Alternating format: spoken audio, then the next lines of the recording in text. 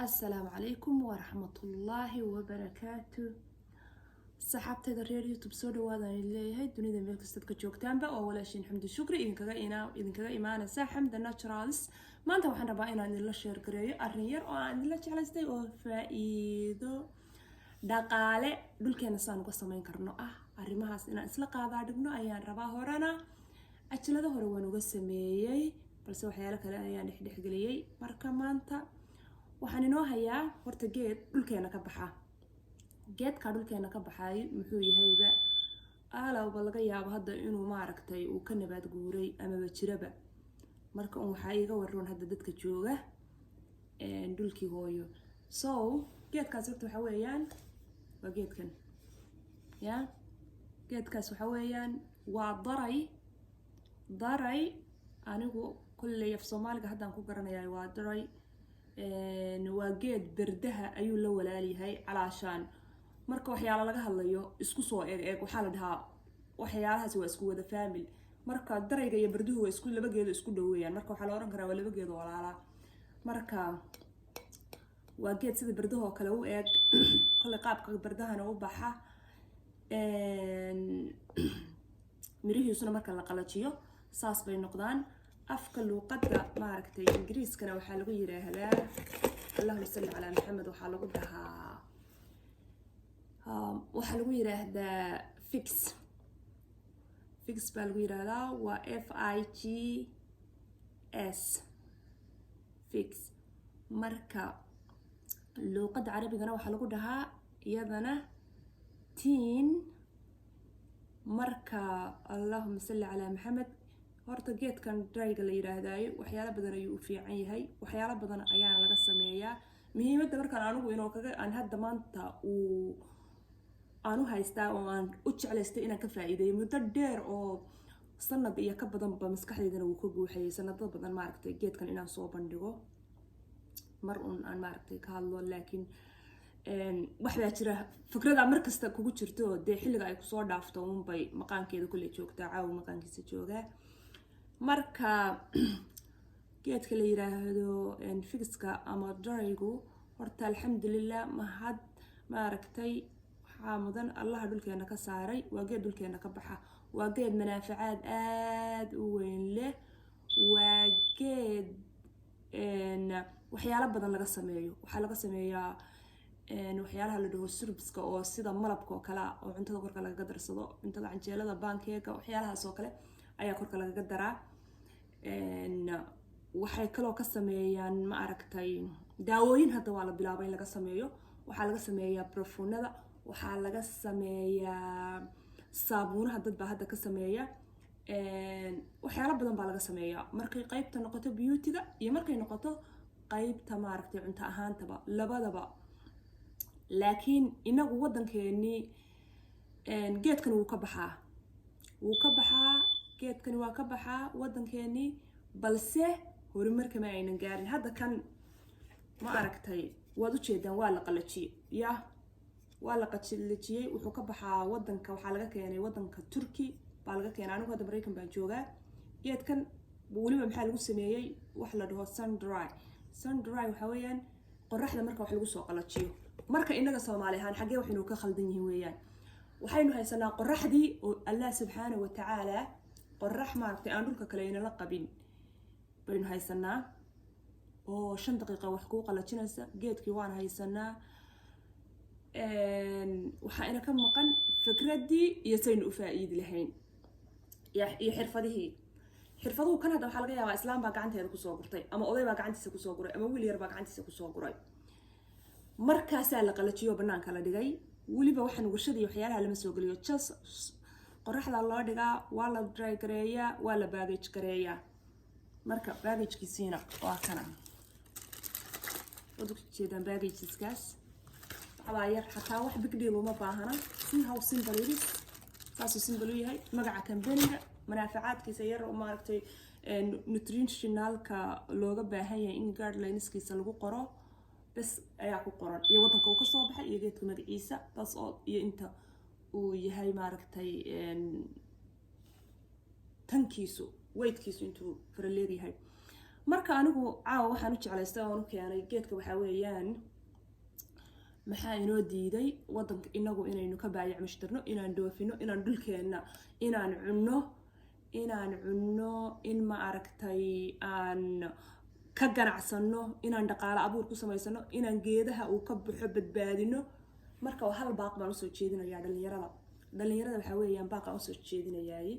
inuu yahay dhirta wadankeeni ka baxdaa waa dhir dhaxalgala ya waa dhir dhaxalgala wax badan oo dhulkeena ka baxaan wax wada dhaxalgala weeyaan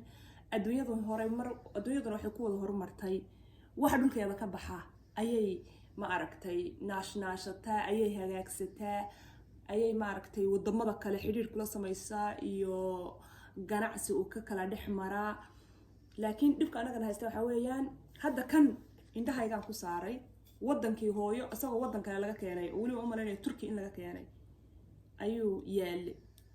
maxaa yeelay wadankeenana wuu ka baxayo ogow ya I remember anoo yar waxaan xasuustaa ayayday intay soo gurto qalajisa markaasaan la cuni jiray waxaa la dhihi jiray caloosha naga qabanaya ya aad ban ma aragtay u xasuustaa iyadoo ma aragtay la dhaho kulle aniga xitaa waxaa lagu dhihi jiray waa bacaroore ha cunin laana markaas meel kasta wuu ka bixi jiray geedku kulle geed weyn qaabkiisa xataa aniga xataa weli wuu intaan caqli wanaagsan yeeshay si wanaagsan horta geedka ugama ilsuganin laakiin waxaan ku sameeyey baxdi waan baaray markaan isu ogaaday geedkan tiinka iyo daraygu inay isku mid yihiin markaasaan baxdi aada u dheeraada ku sameeyey baaritaan dheeraada marka hal boogaadin baan halka ka dirayaa biidnillah cajiladana si isdaba jooga insha allah waan usoo duubi doonaa waxyaala dhulkeena yaallo laga faa'iidaysan karo baaqa dadkaan u diraya waxa weeyaan dhalinyarada waxa weeyaan dadka soo koraya waxa weeyaan dadka maskaxdooda furan tahay waxa weeyaan dadka firfircoon oo wadankoodii jooga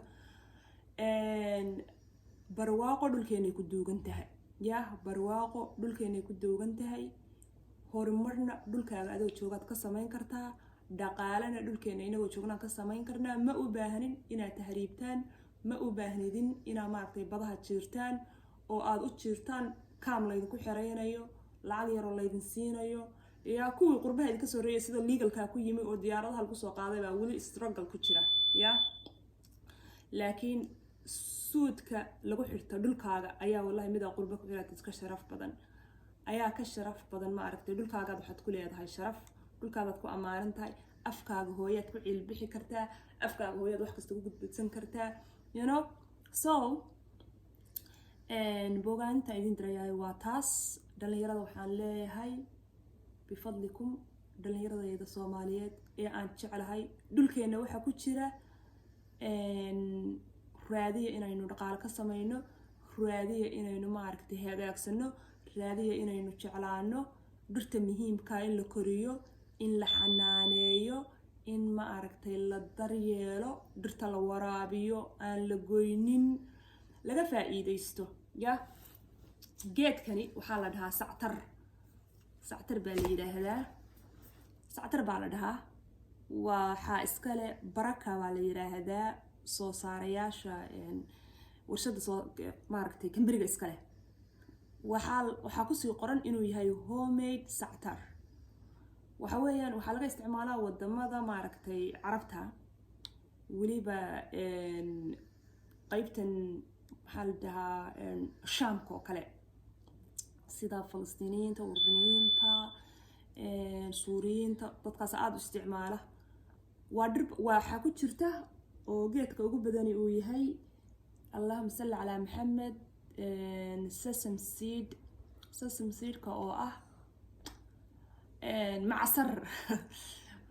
magaceeda igoya macasarteena dhulkeena ka baxdaa macasar soo inaga inooga baxdo only waxaynu shiidanaa soomaha saliid bas baynu kala soo baxnaa